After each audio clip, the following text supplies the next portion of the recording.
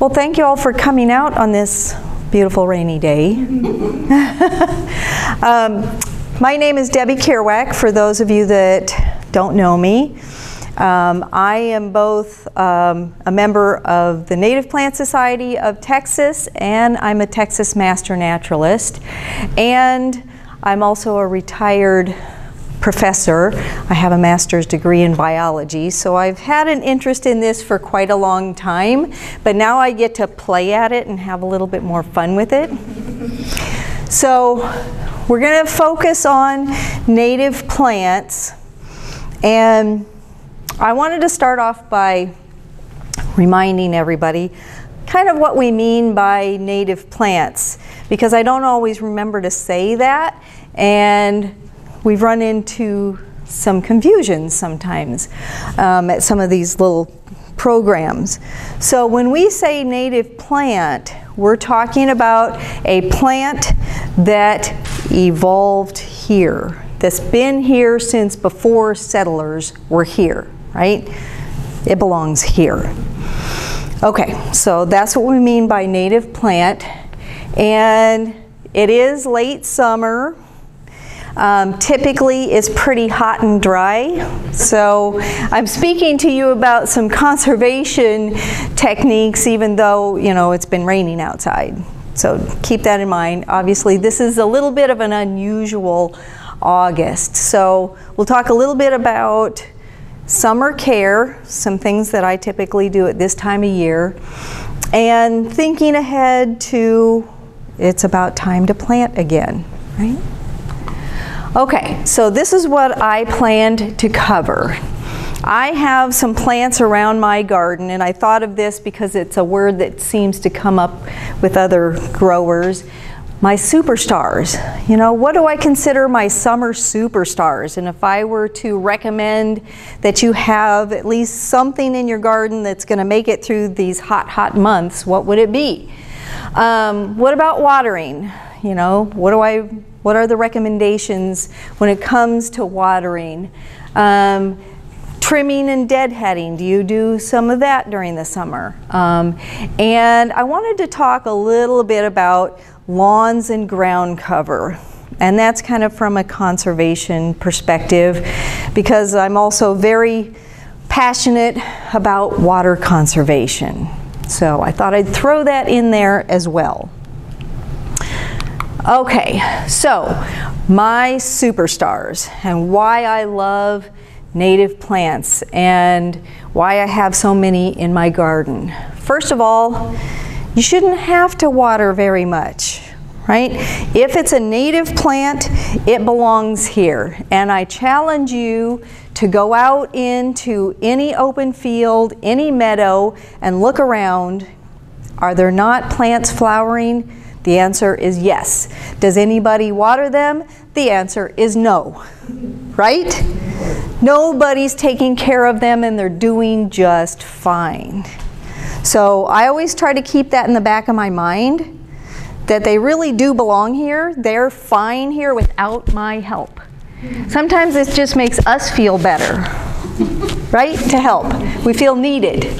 Anyway, little to no watering. I'm a big fan of prairie fleabane. I don't know, it comes up in my yard. It's a pretty little white flower.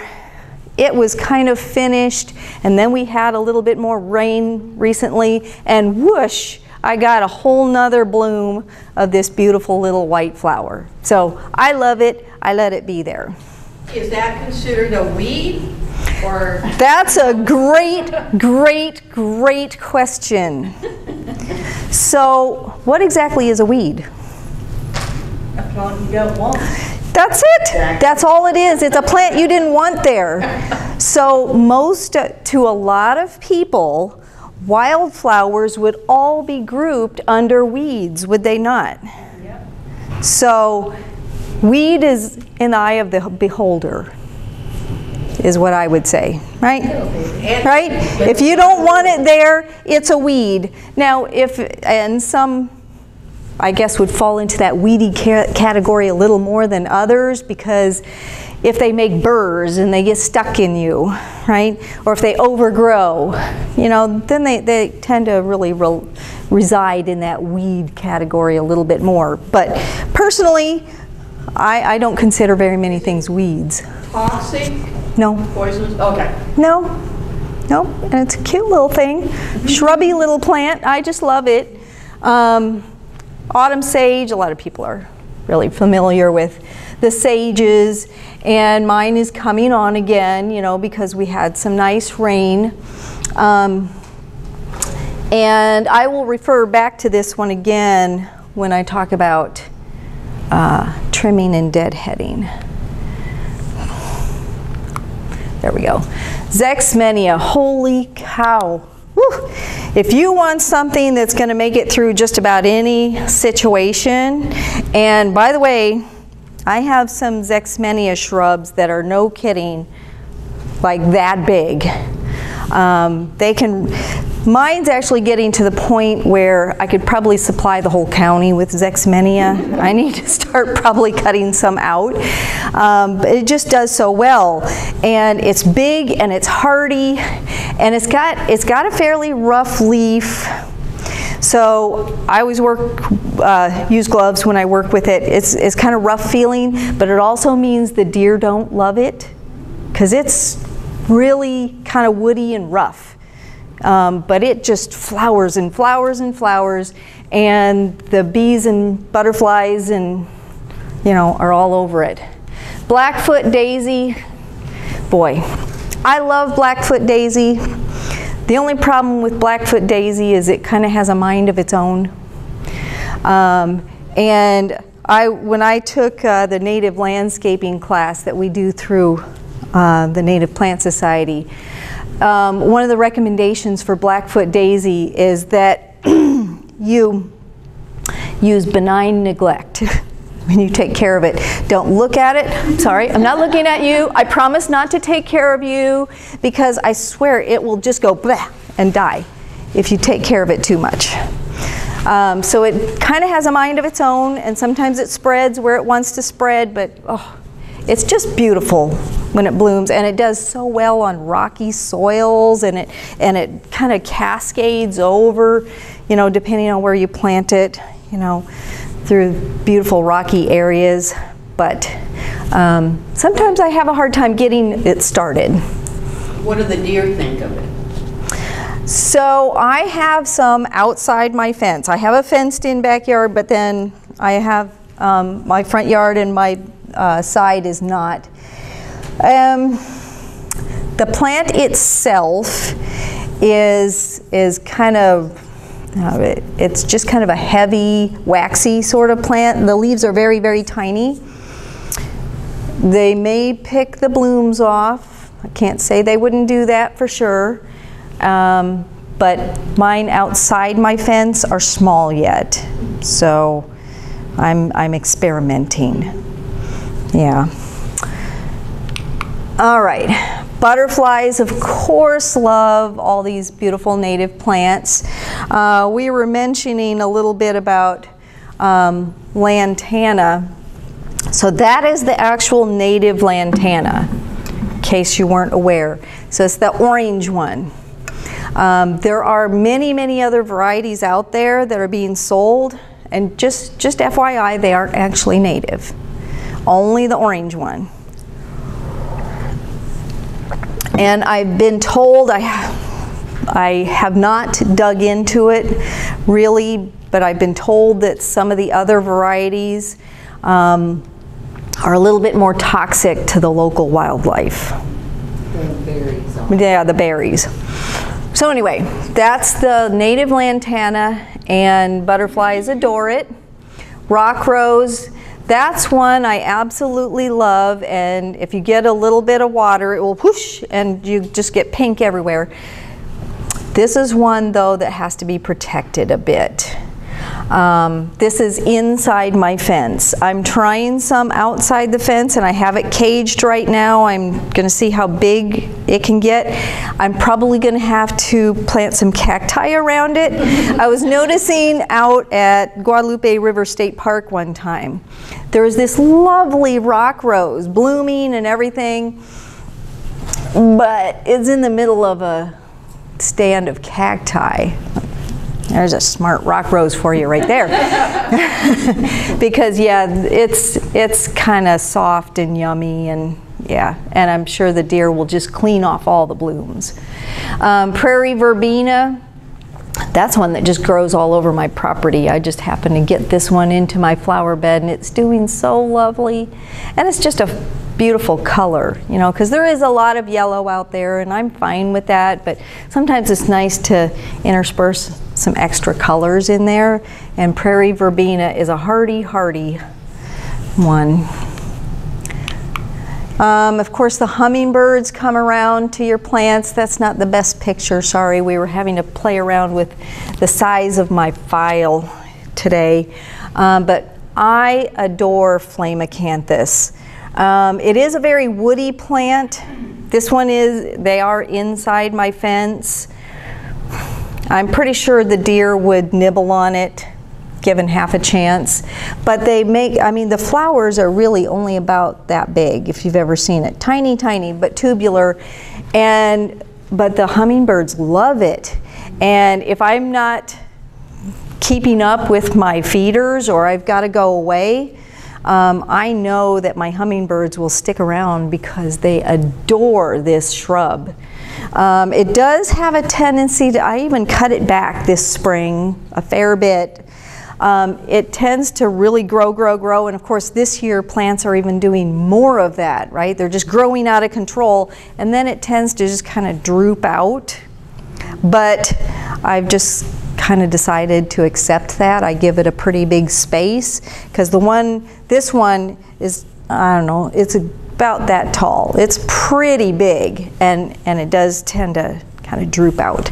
But gosh, it's great. Mine are not protected from deer. And they do okay. I would have thought it's really woody, of course. The leaves are not big. Plants, and I've got it everywhere now. Right, and that's the thing. Yes, it's kind of weedy. You're right. I'm okay with that. I started with one. I now have 2 more planted, and it's because I just keep getting more. And I have to accept that, yes, there's going to be lots more of them. I'll probably be giving it away soon.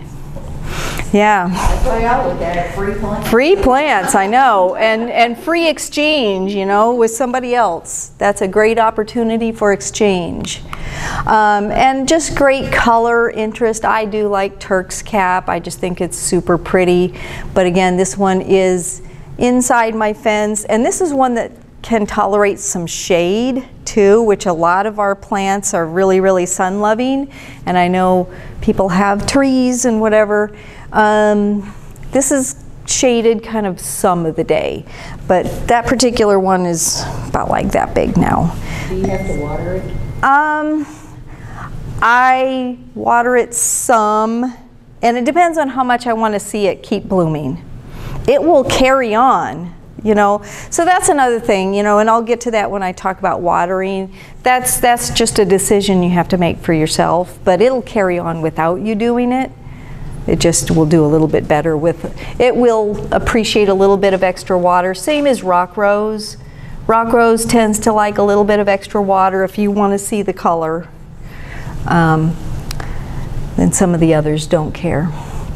Anyway, those are some of my superstars. I was going to throw mealy blue sage in there, which I absolutely adore, but it wasn't blooming, and so I didn't have any current pictures. Mealy blue sage.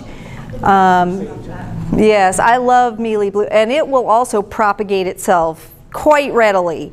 So I put one in, and it's in the front of my house, and of course, being a sage, the deer won't really bother it. And I have at least a, no thank you. I have at least a couple more coming up, and it looks like I have lots of little bitty ones, so plant sale time. I'm going to be digging them up. Anyway, but I do love mealy blue. It's just that it was kind of waning. Bumblebees. Oh yeah, bees and butterflies and everything. Right. So mealy blue is another great superstar. So I guess kind of the bottom line here is that there are some wonderful natives, you know, that are going to give you brilliant color even through the summer, right? With not a lot of work. And that's another thing that I think more and more people are really, you know, I'll sign up for that. Less work, right? Who doesn't love less work? Okay, so on the subject of watering, when, how much, those are just some guidelines I've kind of been living by. I don't water more than about once a week. Plants are better off with a little bit deeper watering, a little less often than frequent watering, little bits. Now, having said that, I do water in sips typically. That's kind of the word several of us have started using. So rather than just a deluge, you know, at the base of the plant, I'll water it a bit and I'll go around, water, bring another can around, water, 2 or 3 times around, little bit at a time, so that it gets a chance to actually soak in each time. They seem to appreciate that better than a big drowning of water. Okay? It's a lot of work to have to. I know, which is why you only do it once a week.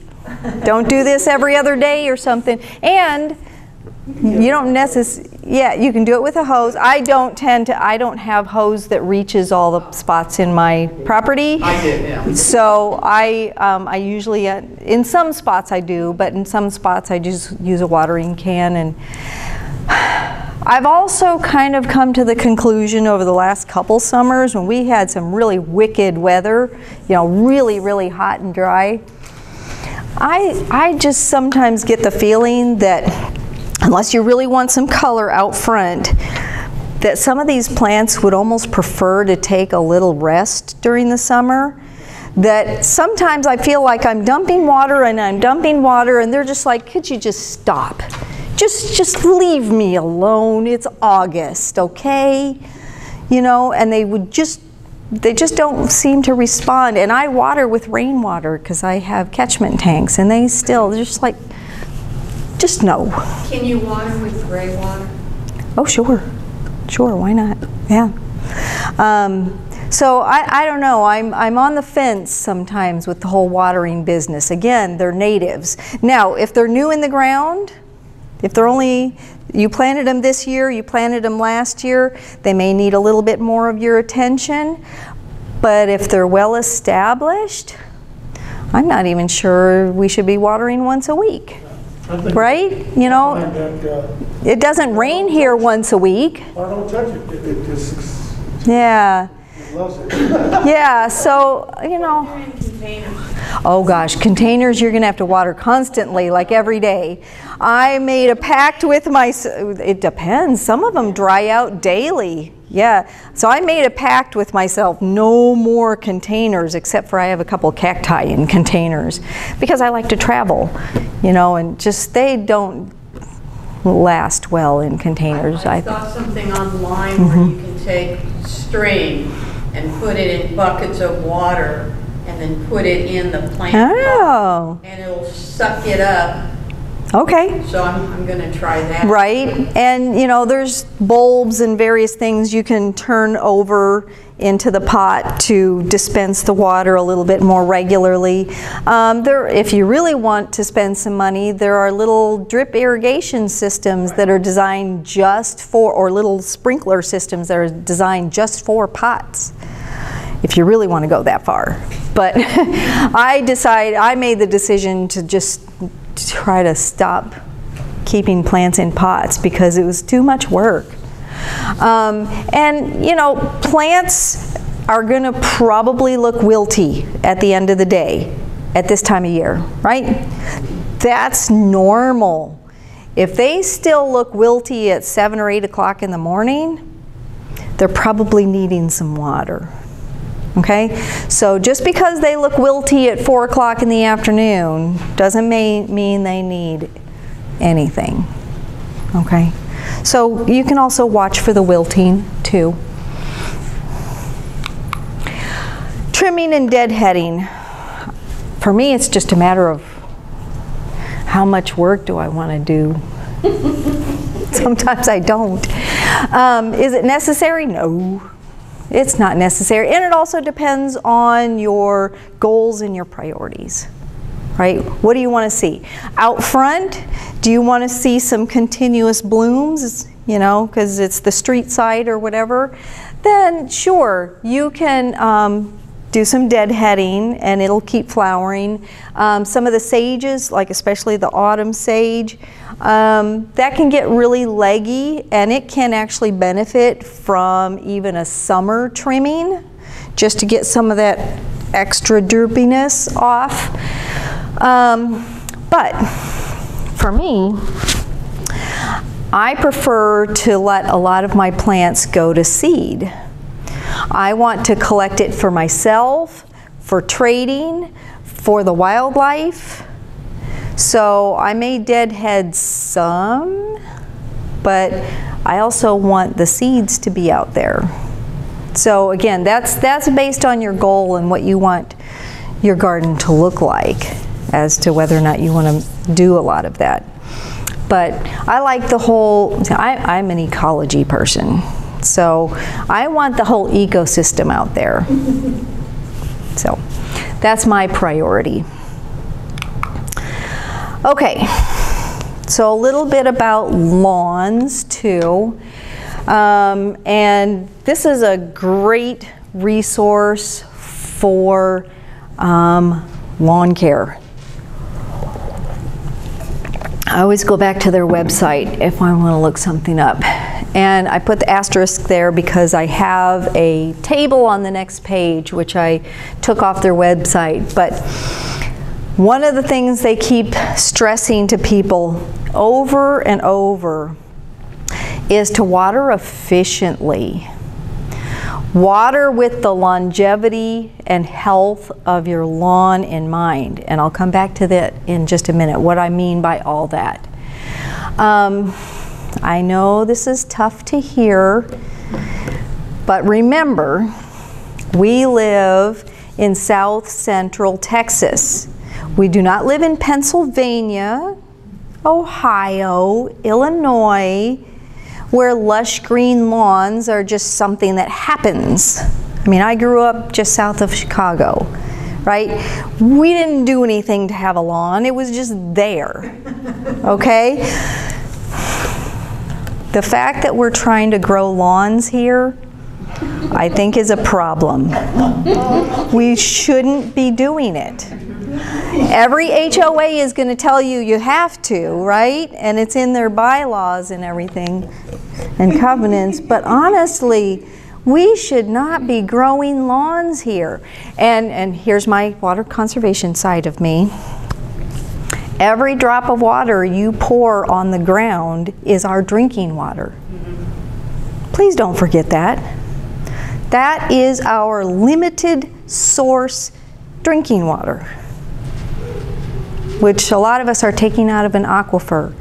And we are so lucky that the Edwards Aquifer recharges the way it does. But we are still taking water out faster than it's going in. You all probably know that, right? And a lot of it's being dumped on lawns. And when that runs off, it goes into streams, which go into rivers, which go away from here. And that water will never be back here again. Right? Anyway, there it is. There's my thoughts on having a lawn, okay? Anyway, it's not a horrible thing to just let it go dormant. If it's healthy, it'll be fine. And as soon as it rains again in the fall, it'll be green again. But getting people on board with the whole brown lawn thing is tricky. It's a little bit better to water in the morning. If you water when it's kind of cool and damp outside, you can introduce more molds and other pests into your lawn. Morning tends to be a little bit better, but anyway, moving on. This is what I took off of Texas A&M's website, and I just want to point out a couple things that they say, and they've been saying this for years. I just wish they would post it somewhere like every day for people. Seriously. It says, mow at the upper edge of the appropriate mowing height range for your species of grass. Stay at the up. I always wanted to high. Right. Often, but my grass is like concrete. I've never even put the sprinklers on in the summer. Right. And so what we want to encourage, if we're going to have any kind of turf grass, whatever it may be, what we want to encourage is deeper roots. That should be your goal, deeper roots. Because if it has deeper roots, it will fare better. Follow the 1/3 rule, mow frequently enough to avoid removing more than 1/3 of the total grass. You should never be scalping your lawn or removing more than 1/3 of it. So don't let it get super tall either, so that you have to, oh my goodness, I wouldn't even know how to. So here's the big one, and A&M's been saying this for years. Water deeply and infrequently. Nobody should be watering every other day. And I'm convinced that most people, many people, I shouldn't say that, around this area, they move into a house and they don't have the slightest idea how their sprinkler system actually works. And they don't know how to even turn it off or never think of it. Anyway, water deeply, water infrequently. And that's what's going to encourage your deeper roots. If you're watering every other day, the root system has no reason to grow, right? You're taking care of the grass. And then it gets to be July and August, and now you're really dumping water on, right? Because it's not a very healthy grass. So, you know, 1 time, maybe 2 times a week, you should be watering about 1 inch, and if you're not sure how much that is, the easiest way to do that, by the way, is to take a vegetable can, some kind of tin can, and set it outside when your sprinklers run, and go back and collect it and see how much water accumulated. That'll tell you how much you're putting on, right? Collect it. You can wait to water until you see visible stress. You said you're not even really watering, right? And especially this year, I don't usually even have grass by this time of year. Some parts of my yard are just bare ground by now because I don't have a sprinkler system at all, and I refuse to stand there and water. But anyway, I actually have grass this year. I can't believe it. It's so crazy. Now, this is something I'd not really heard before, and it makes really good sense. The SIP method kind of is what they're talking about. Use the cycle soak method. I've watched so many, you know, I lived in a neighborhood over in Schertz before I moved out here, and I watched so many people's sprinkler system run until the water was running off the yard, right?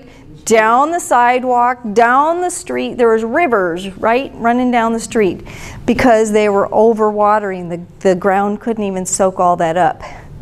If you can program your sprinklers anyway, if you have sprinklers, program it to run shorter lengths of time and a couple rounds, right? So the water actually has a chance to soak in.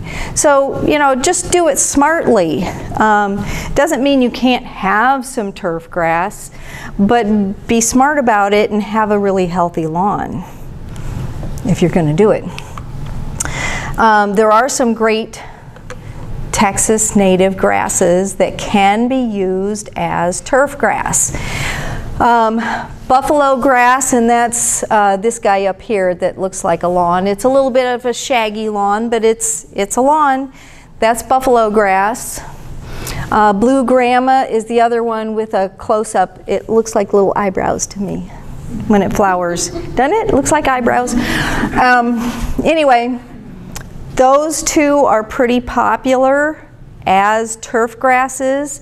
And what I meant to throw on here, and I forgot to, are a couple places where you can get seed if you want to try to transition at least some of your lawn to something else. There's a seed company in Fredericksburg called Wild Seed. I've purchased a blend of these two from them a couple different times. I'm starting to see some blue grama come up. And Native American Seed Company, which is over near Junction. That's also a great source of seed if you want to delve into that different kind of turf grass arena. Of course, they're Texas natives, so they're going to soldier on through these summers, even when we have a typical Texas summer. You know, they are natives. How do you feel about crabgrass? Crabgrass? Well, that's, if you want to list something under a weed, that's one that I would probably list under a weed, although it's not really noxious in any way, I guess. Well, so here's the thing. You know, I talked about growing up in Illinois and the fact that a lawn just happened. And maybe it's changed now. I guess going back to visit, I see that it sort of has. But I remember growing up, we didn't apply chemicals, we didn't water, we didn't weed. We had green stuff that came up that we mowed. And we called it a lawn. Yeah. Now everybody, oh, it's got to be pristine, you know. But the only way to get pristine, in my mind, is with lots of chemicals and lots of work. Well, I wouldn't want to do either. I grew up in New Mexico, and my dad used to burn the grass. I don't know if it was the end of summer or something, and then it came up. Oh, it'll come up wonderfully. And the nice thing, and the reason why burning is very effective for prairie, we tend to discourage it and limit it now, but burning is what keeps the shrubs out. So we could characterize this area that we live as kind of a savanna, where we're sort of equal portions a lot of the times, grass and shrubs and small trees. The shrubs and small trees, given an opportunity, will take over. The way to get them back is to burn. Because it will just activate, I mean, the grass will not be affected. It's got all the roots and everything under the ground, but you've burned off a lot of the top, you know, those little shrubs that are trying to get started, all the little seedlings, and given the grass a chance to come back again. So that's why people are still doing it. Just much more controlled than we used to.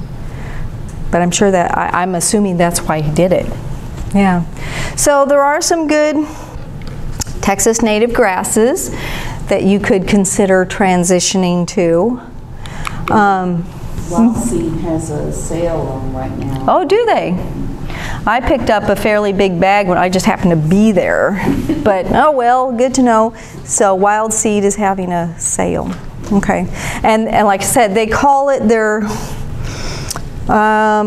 short prairie blend, I think is what they call it. If you look at the label, it says it's buffalo grass and blue grama, which is a good blend. Ground covers too, you know, we like to have ground covers, you know, sometimes under trees, places like that.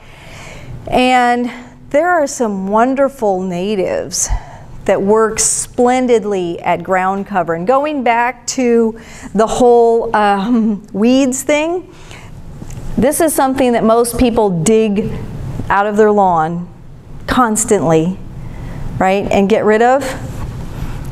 I just let it take over where it wants to take over. Because you know the lovely thing about straggler daisy is it is so darn hardy. You can walk on it and you can mow it, and you will not upset it in the slightest. And it will do just fine in the shadier spots. Is it going to be a problem if I walk this far? Okay. So I brought a couple. I thought, if I'm going to talk about ground cover, I want to bring a couple. This comes up in my yard, and I let it. So there's straggler daisy, and it's actually blooming just a little bit. But you can see it kind of forms a flattish mat. Okay? Just like that. And you'll have all these tiny, tiny, if you can see, there's one right there. Tiny, tiny little yellow daisy flowers. It is a daisy. But you could cover entire areas with that. You know, where a lot of people use Asiatic jasmine and plants like that. That thing is going to take little to no care. And you can just abuse it, and it doesn't even care. It doesn't even care.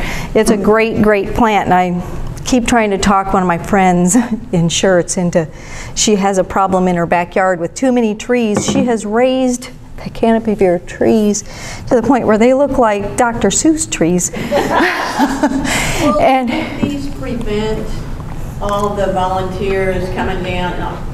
I have, I guess, oak tree little. Oh. I've got so much coming up. I spend my time weeding. Clip, clip. No, it won't. No. Now, we'll keep some other things out because it, as you can see, it will create a pretty good mat cover. But I think the oaks just prevail when it comes to that. Yeah. I have a sidewalk beside my house, and then there's this like berm that goes down to my garage. Anyway, that covers it, and it keeps it from eroding. One thing, I do not mow.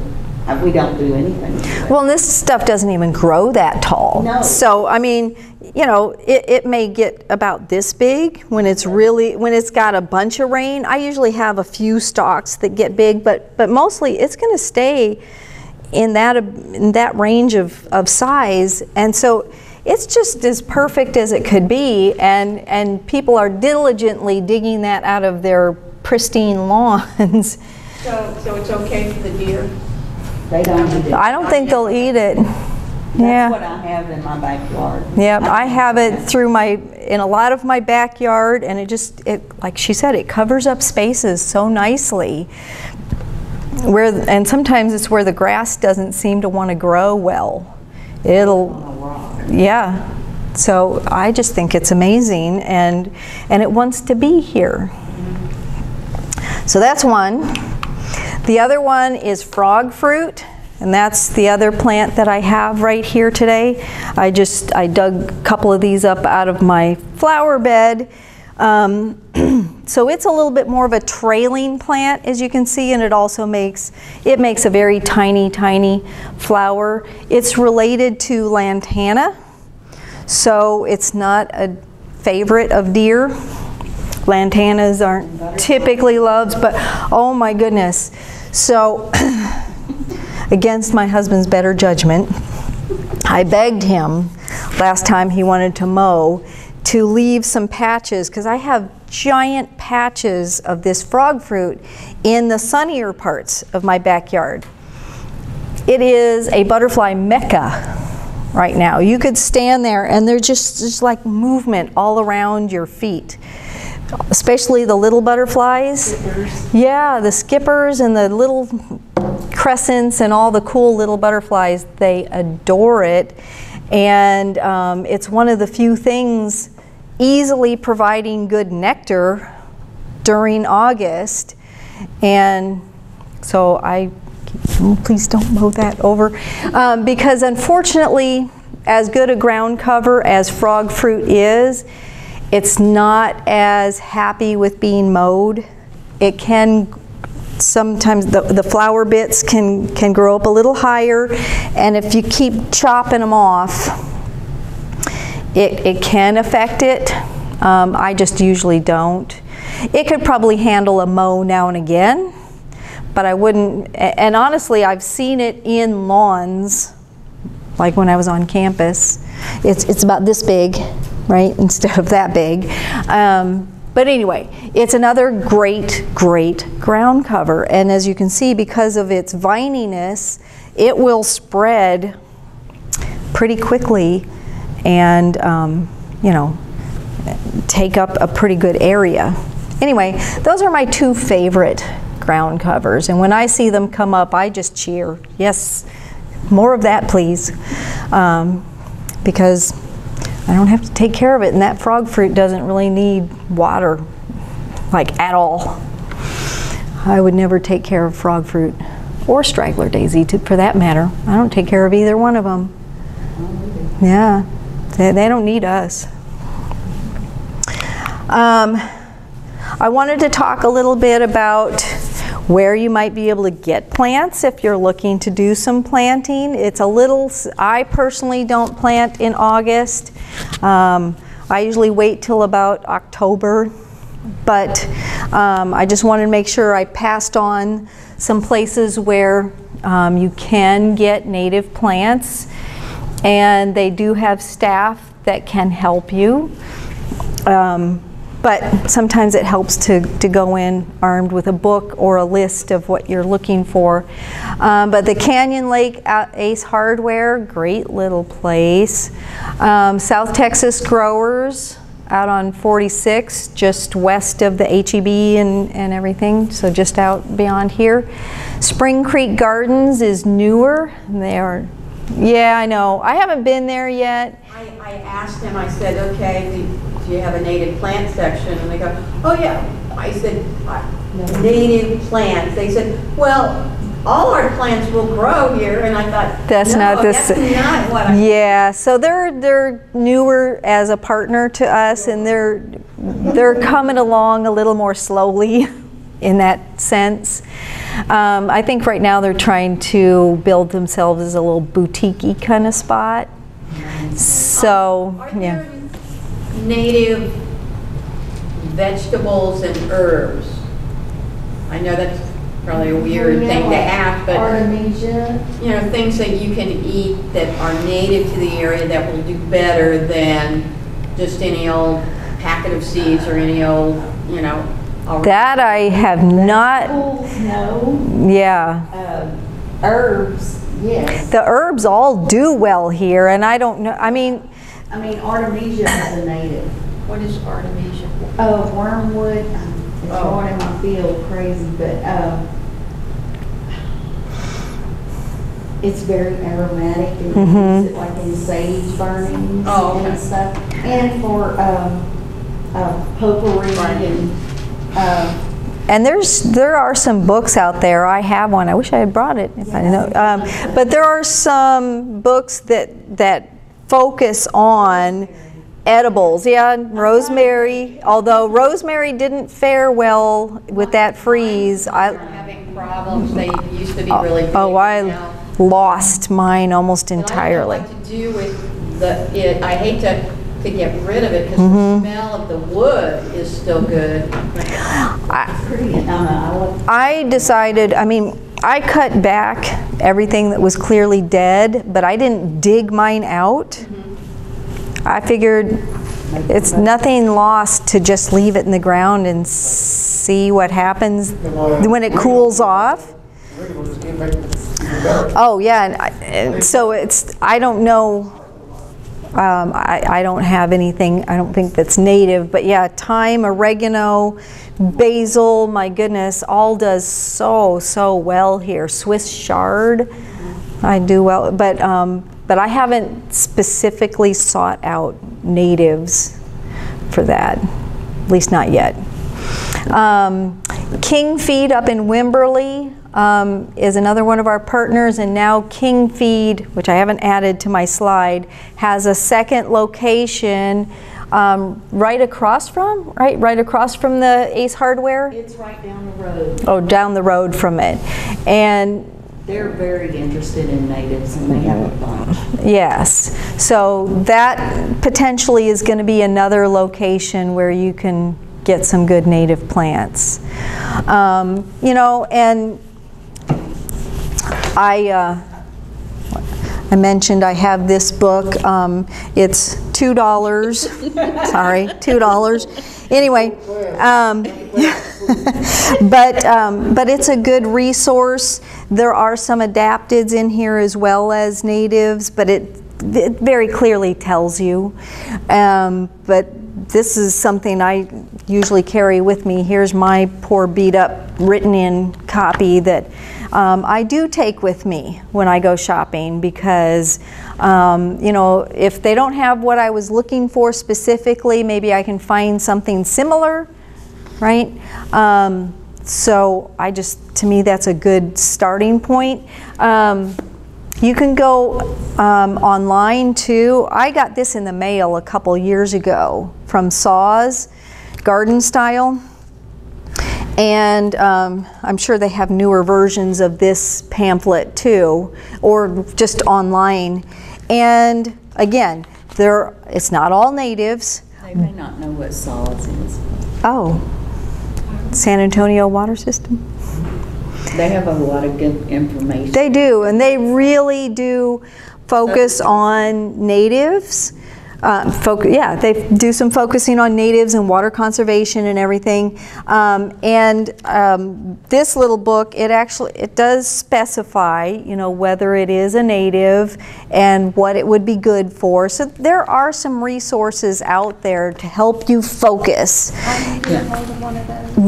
Well, I don't know how you get the physical copy. Go to online and sign up. Yeah, they might send it to you, but I just got this randomly in the mail a couple of years ago, but I have been to their website, and they do have the same resources on their website. City of Austin. And yeah, and the other comes from City of Austin. But anyway, there are very good resources. Carmel Master Gardeners has a really good book. Oh, okay. And we have a gardening book as well. Okay. Also, if you want a source of plants, and of course this year with the freeze that we had, some of those nurseries, they don't have the stock that they usually had. A lot of our plants, well, some of ours at least, will come from us digging up plants from our own properties. But we will be at Folk Fest. They usually have Folk Fest in April, but they moved it to October this year. But we will be there October 9th and 10th. It'll run from 10 a.m. to 6 p.m.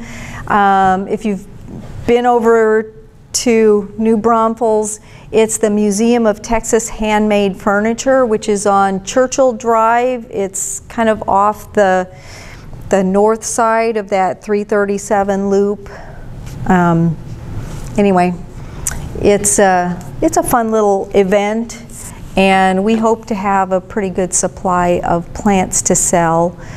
You know, and especially some trees and shrubs and some decent perennials. But I'm thinking with the amount of rain we've had this year, I know I've already started digging some plants up out of my yard that I've got too many, and they're actually doing fine. Normally I'd be afraid to put anything in pots right now, but it just rained again today. So anyway, so that's another option coming up, and it'll be a perfect time to plant too. Come that time. That's about when I would start thinking about putting trees or shrubs in the ground too. October, November. Also, if you're just looking for suggestions, ongoing information, our chapter is part of a program called the NICE programs, which stands for Natives Improve and Conserve Environments. And that's why we have nursery partners that promote native plants. But also, if you go to our website, and there's our website, so if you go to nipsot.org and go to Lindheimer, what you'll find, one of the things you can find on our website is a poster that is created every single year of the suggested plants for each of the seasons. So it'll give you some other guidance and some thoughts. You know, a lot of these are great substitutions. You know, you go to a lot of the typical nurseries and, you know, they're going to sell you plants that aren't native, but there are a lot of native plants that have a very similar look to things that people are typically putting in their landscape and will serve the same purposes and have the same heights or, you know, colors, whatever. So the nice poster is also a good place for some hints. And I think I still had those in there, but I just showed them to you. If you're interested in more, if you want to learn more about native plant landscaping, we actually have a native plant landscaping class coming up in October. The 16th. Yep, the 16th of October. It's the whole day. We're going to do it as a hybrid class. So it'll be up at Ty Preston will be the in-person location, and we're hoping to also do it through Zoom for people that don't want to be there or can't be there. But Which location? Ty Preston Library up at Canyon Lake.